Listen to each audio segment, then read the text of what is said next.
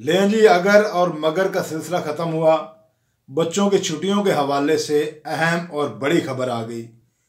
बच्चों को मैं इतना ही कहना चाहूँगा कि गर्म कपड़े काट लो पुत्र, ते तैयारी फाड़ लो। आज की दूसरी बड़ी खबर, सुप्रीम कोर्ट ने ताहियात नाअहली केस का फैसला सुना दिया। नाअहली की मुद्दत सिर्फ 5 साल होगी, जिसका डायरेक्ट फ़ायदा जहांगीर तरीन और मियाँ नवाज शरीफ साहब को होगा।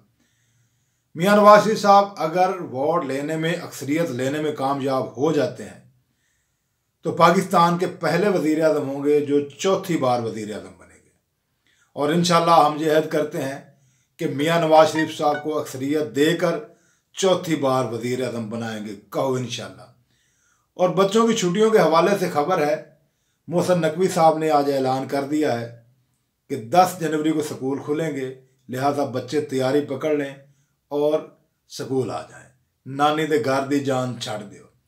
गर्म कपड़े पा के आने, बरीक कपड़े बिल्कुल नहीं पाने पुत्र, बहुत ज़्यादा ठंड है। और हुकूमत के नाल मुतालबा करना चाहांगा कि खुदा दा खौफ करो। कोई गर्मियां दी छुट्टियां गर्मियां तो पहले कर देंदे हो, सर्दियां दी छुट्टियां सर्दियां तो पहले कर देंदे हो। वो तानू कदों अकल आनी है? तुसी बच्चों वास्ते फिरौन बने बैठे हो यार। इन्नी शदीद सर्दी दे विच बच्चे किवें जाण स्कूलों दे विच, दसो।